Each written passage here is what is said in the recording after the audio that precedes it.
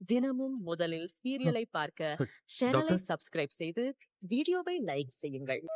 Doctor உங்களை chief doctor கூப்பிடுறாரு. சரிம்மா, நான் வந்துடுறேன். நீ போ. டாக்டர் அவரோட உயிருக்கு எதுவும்? கொஞ்சம் கிரிட்டிக்கல் ஸ்டேஜ் தான். இன்னும் கொஞ்சம் டெஸ்ட் எல்லாம் எடுக்கணும். எடுத்த பிறகுதான் எதுவா இருந்தாலும் சொல்ல முடியும்.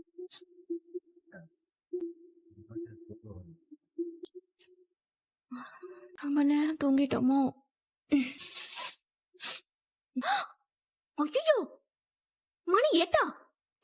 ஏங்க ஏங்க ஏய். எந்திரிங்க ஏண்டி எந்திரிங்க. என்னடி மணி 8 ஆயிடுச்சு. என்னடி சொல்ற? 8? ஐயோ கடவுளே, ஏண்டி என்ன எழுப்பல? நானே இப்பதான் எந்திரிச்சு உட்கார்ந்திருக்கேன். இதுல இவங்கள வேற எழுப்பணுமாம்ல? நீ அலாரம்ல வைக்கலையா? வச்சிருந்தேன், ஆனா அது அடிச்சுதா இல்லையானே தெரியல. இதுல நீ என்ன சொல்ற? நான் தான் 7 மணிக்கு அலாரம் வச்சிருந்தேனே. 7, 7:15, 7:02 3 அலாரம் வச்சிருந்தேனே. அப்புறம் எப்படி கேட்காம இருந்துச்சு? அந்த அலாரம் கேட்டுதான் நான் எந்திரிச்சிருக்கேன் போல இருக்கு. இன்னைக்கு ஆபீஸ்க்கு போன மாதிரிதான். நான் போய் ஃப்ரெஷ் அப் ஆயிட்டு வரேன். மறுபடியும் படுத்து தூங்காம சீக்கிரம் எந்திரிங்க. ஏம்மா, இன்னைக்கு காலையில சீக்கிரமா எந்திரிச்சு வாக்கிங் போலாம்னு நினைச்சேன். நானும் பிரேக்ஃபாஸ்ட் லஞ்ச் எல்லாத்தையும் குக் பண்ணி எடுத்துட்டு போலான்னு மாவு காய்கறி எல்லாம் வாங்கி வச்சேன். எங்க அது 2 நாளா சரியா தூங்கலைல. ஹாஸ்பிட்டல் அங்க இங்க நடந்துகிட்டு இருந்தோம்ல, அந்த டயர்டு தான். இருந்தாலும் தனியா வந்தப்புறம் தான் நமக்கு செல்ஃப் டிசிப்ளினே இல்லையே. நினைச்ச நேரத்துக்கு தூங்குறோம், நினைச்ச நேரத்துக்கு எந்திரிக்கிறோம். இங்க பாரு, அதுக்காக உடனே அங்க போயெல்லாம் சொல்லிடாத தாயே. சொல்லல சாமி, சொல்லல. ஆ, கடகடன் குளிச்சுட்டு கிளம்பலாம். காலையில டிஃபன், மதிய சாப்பாடு அதை மட்டும் கொஞ்சம் வெளியே பாத்துக்கிறீங்களா? ம். இனிமேதான் சமைக்க முடியாதுல்ல.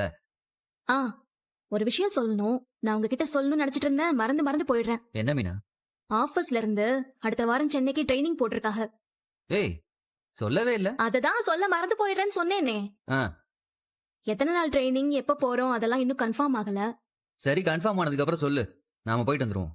உங்களுக்கு ஆபீஸ்ல லீவ் கிடைக்குமா? அது கஷ்டம்தான். கஷ்டமா இல்ல கேட்டா கிடைக்குமா கிடைக்காதா? ஏற்கனவே எக்கச்சக்கமா லீவா போட்டேன். லீவு கிடைக்கிறதுக்கெல்லாம் வாய்ப்பே இல்ல. அப்புறம் எப்படி வருவிய? முடியாதுதான். ஆனா அப்புறம் என்ன கிடைக்கிற மாதிரியே லீவ் போடுறேன்னு சொல்லிட்டு இருக்கிய? அப்ப நான் மட்டும் போயிட்டு வந்துடவா? ஏய், நீ இல்லாம நான் மட்டும் எப்படி தனியா இருப்பேன்? நட்டிப்போ அப்படியே. அ, அ, அ. நான் இல்லனாலும் நீங்க நல்லா சந்தோஷமா தானே இருப்பீங்க, எனக்கு தெரியும். ஏய், நீ வேற. சத்தியமா அப்பெல்லாம் ஒண்ணும் இல்ல மீனா. யோ, தெரியும் யா உன்னைய பத்தி. உருட்டாதீங்க. போங்க, போய் ஆபீஸ்க்கு கிளம்புங்க. ஆ? அப்படியே பொய்யா சொல்லிட்டு போக வேண்டியது. என்ன போக சொல்லிட்டு அவ பாட்டு கிளம்பி போயிட்டே இருக்கா. நாமளும் போவோம்.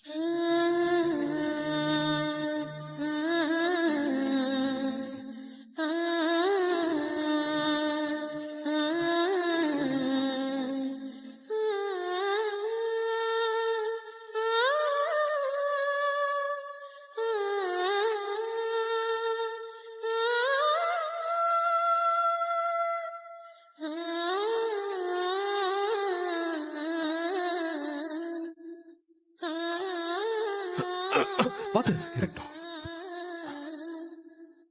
ஜாக்கிரதை.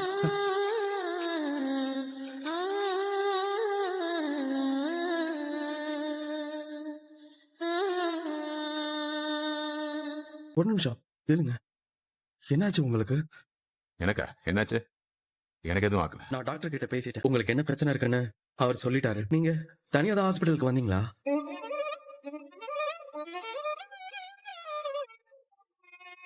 ஏன் தனியா வந்தீங்க? கூட யாரையாவது கூட்டிட்டு வந்திருக்கலாம்ல? என்ன சொல்லி கூப்பிட்டு வர சொல்ற? வீட்டுல எல்லாருக்கும் தெரியணும்ல. தெரிஞ்சு எல்லாரும் உட்காந்து அழறதுக்கா? உங்க தம்பி கிட்டயாவது அதை சொல்லிருக்கலாம்ல. நம்ம பாக்குறதுக்கு தான் பெரிய தைரியசாலி மாதிரி இருப்பான், ஆனா மனசால சின்ன பையன் தான், உடஞ்சு போயிடுவான். சரி, நான் கிளம்புறேன். ஒரு நிமிஷம் உட்காருங்க ப்ளீஸ். தயவு செஞ்சு உட்காருங்க. எனக்கு வேலை இருக்கு, நான் கிளம்புறேன். யார்கிட்டயும் சொல்லாம நீங்க எப்படி தனியா சமாளிப்பீங்க? அதுவும் கூட ஆள் இல்லாம. அதெல்லாம் நான் பாத்துக்கிறேன். மில்ல பாத்துக்கிற மாதிரி, பிசினஸ பாத்துக்கிற மாதிரி இது ஒண்ணும் சாதாரண விஷயம் இல்ல. இத வீட்டுல சொல்றதுதான் சரி. என்னன்னு போய் சொல்ற? இந்த மாதிரி எனக்கு கேன்சர் வந்துடுச்சுன்னா வடிவதை எப்படி தாங்குவா? எங்க அம்மா எப்படி தாங்குவாங்க? என் தம்பிங்க, பொண்ணு, என் தங்கச்சி எல்லாரும் எப்படி தாங்குவாங்க? துடிச்சு போயிட மாட்டாங்களா? மத்தவங்க எப்படி தாங்குவாங்கன்னு யோசிச்சு எல்லாத்தையும் தனியா நீங்களே தாங்கணுமா? நான் பாத்துக்கிறேன். குடும்பத்துல யாருக்காவது ஏதாவது ஒரு பிரச்சனைனா அதை பாத்துக்கிறது தான் மூத்தவங்களோட பொறுப்பு. மூத்தவனே ஒரு பிரச்சனைலாம் போய் நிக்க முடியாது. டாக்டர் என்ன சொன்னாரு? திருச்சியில ஒரு பெரிய டாக்டர் இருக்காராம், அவரை பார்த்து ஒப்பீனியன் கேட்கணும். வேற சில டெஸ்ட் எல்லாம் பண்ணணும். அப்புறம் அவர் என்ன சொல்றாரோ அந்த மாதிரி எல்லாம் பண்ண வேண்டியதுதான். திருச்சிக்கு எப்போ போறதா இருக்கீங்க? ட்ரீட்மெண்ட் விஷயத்துல ஒரு நாள் கூட தள்ளிப்பட வேணான்னு டாக்டர் சொல்றாரு. நான் நாளைக்கே திருச்சி போலான்னு இருக்கேன். அங்கேயும் தனியா போக போறீங்களா? ஆமா. நீங்க திருச்சிக்கு தனியா போக வேண்டாம், நானும் உங்க கூட வரேன். எதுக்கு? நானே போய்க்கிறேன். அப்படிலாம் உங்களை தனியா விட முடியாது. என்னால என்ன பாத்துக்க முடியும். சின்ன புள்ள மாதிரி அடம் பிடிக்காதீங்க. ஒரு ஆபத்துல கூட நிக்க குடும்பம் சொந்தம்னு எல்லாருமே இருக்கணும். சரி, உங்க போன் நம்பர் கொடுங்க. எதுக்கு? கொடுங்க.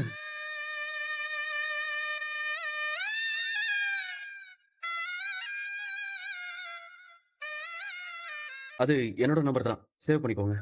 ம். நான் நைட்டு ஃபோன் பண்ணி உங்களுக்கு என்ன பிளான் நானே சொல்றேன். ம். டாக்டர் கிட்டயும் பேசி நானே அப்பாயின்மெண்ட் வாங்கிக்கிறேன். நம்ம 2 பேரும் ஒன்னா திருச்சிக்கு போயிட்டு வந்துடலாம். உனக்கு எதுக்கு சிரமம்? இதுல எனக்கு எந்த சிரமமும் இல்ல. நீங்க முதல்ல காஃபியை குடிங்க. குடிங்க.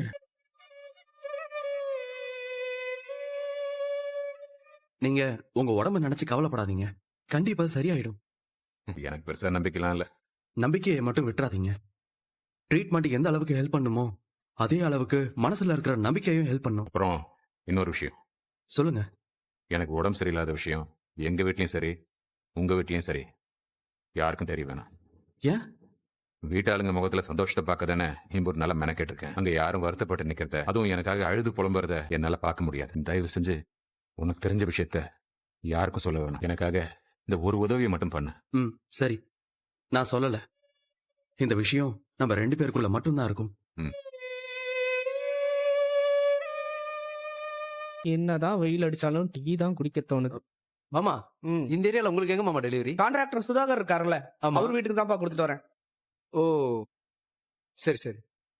இத பாருப்பா, பாண்டியன் ஸ்டோர் டெலிவரி பண்ற எந்த வீட்லயும் நான் சரக்கு டெலிவரி பண்றதே இல்ல. உங்க வாடிக்கையாளர்களை நான் புடிச்சுக்க வேணும்னு நீங்க எதுவும் நினைச்சிடாதீங்க. ஏன் மாமா நான் அப்படிலாம் நினைக்க போறேன்? தேவையில்லாம பேசிக்கிட்டு. இல்ல, சும்மா சொன்னேன். டெலிவரியே வேணான்னு தான் நானும் சொல்லிக்கிட்டே இருக்கேன். இந்த சுகன்யா தான் கேட்கவே மாட்டேங்கிறா மாப்ள. தான் எல்லா இடத்துக்கும் அலைய வேண்டியது இருக்கு. இந்த ரைஸ் மில் பக்கம் ஒரு ஹோட்டல் தொடங்கி இருக்காங்களாப்பா, அதான் அங்கேயும் ஜாமான் டெலிவரி பண்ண முடியுமான்னு கேட்டுக்கிட்டே இருக்காங்க. என்ன ஏ மாப்ள, நம்ம இடத்துக்கு பேசிக்கிட்டேன் கோவப்படுறானே. ஏப்பா சரவணா, ரோடுனா 4 ஆட்கள் அந்த பக்கம் இந்த பக்கம் போக தான் செய்வாங்க. நம்ம தான் அதை எதையுமே கண்டுக்காம அடுத்தடுத்து நம்ம வேலை என்னமோ அதை பார்த்துக்கிட்டு போயிட்டே இருக்கணும். பார்க்க மாட்டான்னு நினைச்சேன், பார்த்துட்டாலே. அக்கா, நீங்க போய் பஸ் ஸ்டாண்ட்ல வெயிட் பண்ணுங்க. சரி, வரமாட்டான்னு நினைக்கிறேன். எப்படி இருக்கீங்க சித்தப்பா? நீ என்ன ஜெயிலுக்கு அனுப்பலம்மா, அப்புறம் என்ன? அதனால நான் நல்லாவே இருக்கேன். கடையில வியாபாரம் எல்லாம் எப்படி போகுது? அதை தெரிஞ்சுக்கிட்டு நீ என்னப்பா பண்ண போற? இல்ல, சும்மாதான் சித்தப்பா கேட்டேன். சரி, நான் வரேன். பாத்தியா மாமா, ஏதோ ரொம்ப நல்ல மாதிரி உங்ககிட்ட வந்து நல்லா விசாரிச்சுட்டு போறா. சரி சரி விடு. இங்க ஒருத்தர் நிக்கிறதே அவ கண்ணுக்கு தெரியல. அதானே? எப்படி தெரியும்? குற்ற உணர்ச்சி கொஞ்சமாவது இருக்கும்ல. சரிப்பா மாப்ள, சரவணா விடு. ஏன் இப்ப நீ அந்த டாபிக் பத்தியே பேசிக்கிட்டு இருக்க? மாமா, அவ கேடி மாமா, பெரிய கேடி. அவ சமீபத்துல ஒரு விஷயம் பண்ண, அது கூட நான் உங்ககிட்ட சொல்லல. என்ன? அன்னைக்கு ஒரு நாள் மீரா கிட்ட சொல்லி என்ன கோயிலுக்கு வர வச்சா மாமா. எதுக்கு? வேற எதுக்கு? டிராமா பண்ணதான். ஒவ்வொரு தடவையும் புதுசு புதுசா டிராமா போட்டா பரவாயில்ல மாமா. ஒரே டிராமாவை தேஞ்சு போட ரெக்கார்டு மாதிரி திருப்பி திருப்பி அதே சொல்லிக்கிட்டு இருக்கா மாமா. அவ பிரெக்னண்டா இருக்கலாம். அதுவும் கோயில்ல வச்சு என்கிட்ட போய் சொல்றா. திரும்ப திரும்ப அதை நம்புறதுக்கு நானா முட்டா பையனா கேன பையனா? அதான் திட்டி அனுப்பிச்சு விட்டேன். ஏன் மாப்ள, ஒருவேளை அந்த பிள்ளை நெசமாவே பிரெக்னண்டா இருக்கலாம்ல? என்னது? என்ன மாமா பேசுற நீ? அவ பிரெக்னண்டா இருக்காளா? அவ சும்மா கதை விட்டுட்டு இருக்கா மாமா. அவளை பத்தி எனக்கு நல்லாவே தெரியும். அவ என் காதுல பூ சுத்துறதுல பயங்கர கில்லாடி. என்ன மாமா, இன்னும் அவ பிரெக்னண்டா இருக்கா நம்புறியா? சரி மாமா, நீ நினைக்கிற மாதிரி அவ பிரெக்னண்டாவே இருக்கட்டும். அப்படின்னா அவ என்கிட்ட ஒரு டைம் சொன்னால, அதோட நிப்பாட்டி இருப்பாளா? இல்ல இல்ல, திரும்ப திரும்ப வந்து நின்று இருப்பால. பெரிய பிரச்சனை பண்ணிருக்க மாட்டா? ஐயோ, என் புருஷன் பிரெக்னண்டா இருக்க, என்ன கைவிட்டான் அப்படின்னு கோர்ட் வாசல்ல போய் நின்று இருக்க மாட்டா? அப்படி எதுவுமே பண்ணலையே. அப்படின்னா என்ன அர்த்தம் அம்மா? அவ பிரெக்னண்டா இருக்கிறது உண்மை இல்லைன்னு அர்த்தம். சரி, இவங்கிட்ட ஒரு டைம் ட்ரை பண்ணி பாப்போம். ஒர்க் அவுட் ஆயிடுச்சுன்னா அப்படியே போயிடுவோம். அப்படி இல்லைன்னா அப்படியே ஜாலியா போயிடுவோம்னு போயிட்டா. நீயே பார்த்தல, அவளுக்கு எந்த பிரச்சனையும் எந்த கவலையும் இல்லாம ஜாலியா சுத்திட்டு இருக்கா. இப்ப உன்னை பார்த்த உடனே சித்தப்பா சித்தப்பா நடிச்சுட்டு ஓடி வரல. சரி சரி விடு, எல்லாரும் பாப்பாங்க, நீ டென்ஷன் ஆகாத. மாமா, அவளை பத்தி யோசிச்சாலே எனக்கு டென்ஷன் ஆகுது மாமா. இப்ப வேற பாத்துட்டல, இன்னும் டென்ஷன் ஆகுது. ஒரு நிமிஷம் மாப்ள, உன் அத்தா தான் கால் பண்ணிருக்கா. சொல்லு சுகன்யா. இதோ வந்துடுறேன் ஒரு 10 நிமிஷத்துல அங்க இருப்பேன். ஓ அப்படியா, சரி சரி வச்சுறேன். சரவணா, கடையில கூட்டம் ஜாஸ்தியா இருக்கான், சுகன்யா உடனே கிளம்பி வர சொல்றா. சரி மாமா, நீ கிளம்பு. காசு மாமா, காசு நான் கொடுத்துக்கிறேன், நீ கிளம்பு. சரி மாப்ள, இது பாரு மாப்ள, நீங்க அந்த மயில பத்தியே யோசிச்சுட்டு நிக்காம கடைக்கு போய் வேலையை பாரு. சரி மாமா, பாத்துக்கலாம். சரி. அண்ணா என்னங்கண்ணே 2 டீ. டேய், உன் மனசுல என்ன நினைச்சிட்டு இருக்க? நீங்க என்ன கேக்குறீங்கன்னு புரியல. உனக்கு என்னதான் புரிஞ்சிருக்கு? அன்னைக்கு என்னென்னமோ சொன்னியே, குற்ற உணர்ச்சியில குமரிட்டு இருக்கானே, இதான் குமர லட்சணமா? பண்றதெல்லாம் பண்ணிட்டு நீ ஜாலியா தான் இருக்க. எல்லார்கிட்ட பேசிட்டு சிரிச்சிட்டு சந்தோஷமா தான் இருக்க. நான் தான் சந்தோஷத்தை தொலைச்சிட்டு நின்னுட்டு இருக்கேன். என்னென்ன பண்ணிட்ட நீ? எப்படி எல்லாமோ இருந்த என் வாழ்க்கையை மொத்தமா திருப்பி போட்ட. உன்னால என் சந்தோஷம், நிம்மதி எல்லாமே போச்சு. வீட்டுல இருக்கவங்க கிட்ட கூட நிம்மதியா பேச முடியல. யார் மேலேயும் எனக்கு நம்பிக்கையே வர மாட்டேங்குது. என் கூட பேசுறவங்க எல்லாம் உண்மை சொல்றாங்களா பொய் சொல்றாங்களா எதுவுமே தெரிய மாட்டேங்குது. அந்த அளவுக்கு என்ன ஆக்கிட்டேன். எம்புட்டு பொய், ஒரு நாளைக்கு ஒரு பொய்ன்னு எல்லாம் சொல்லிட்டு சுத்திட்டு இருந்த நீ. பொய் சொன்னதோட நிப்பாட்ட நீ. கோர்ட்டு கேஸ் என்னைய என் குடும்பத்தை அலைய விட்டல. அதானே, நீ சந்தோஷமா ஜாலியா தான் இருக்க. தெரிஞ்சவங்க கிட்ட, ஃப்ரெண்ட்ஸ் கிட்ட எல்லார்கிட்டயும் பார்த்து ஜாலியா பேசி சுத்திட்டு தான் இருக்க நீ. ஆனா கடைசியில கோர்ட் ஹியரிங் வரும்போது நல்ல மாதிரி நடிச்சிட்டு வந்துருவல்ல. அப்பாவி மாதிரி ஜட்ஜி முன்னாடி வந்து நின்னுட்டு எனக்கு மாமா தான் வேணும்னு வந்து நின்றுவல்ல. ஏய், இவ்வளவு பேசுறல, வாய் திறந்து ஏதாவது பேசு. இல்ல மாமா, நான் நல்லவதான் மாமா அப்படின்னு சொல்லிட்டு என் கண்ணு முன்னாடி நடிப்பிய. அதாவது பண்ணு, எதுவுமே பேசாம பொம்மை மாதிரி நின்னுட்டு இருக்க. ஏய், நான் எப்படி இருந்தா தெரியுமா, எப்படிதான் இருக்கணும்னு ஆசைப்பட்டேன் தெரியுமா? இப்படி பைத்தியக்கார மாதிரி ரோட்ல நின்னு புலம்ப விட்ட. இங்க பாரு, என்னையே என் குடும்பத்தையே கஷ்டப்படுத்திட்டு நீ மட்டும் சந்தோஷமா ஜாலியா இருக்கணும்னு மட்டும் நினைக்காத. இங்க பாரு, கண்டிப்பா நீ அனுபவிப்ப, மொத்தமா அனுபவிப்ப, எல்லாத்துக்கும் சேர்த்து வச்சு அனுபவிப்ப. பாரு, பாத்துக்கிட்டே இரு. இவ்வளவு நேரம் நின்னு பேசிக்கிட்டு இருக்க, எந்த பதிலும் சொல்லாம போற இல்ல?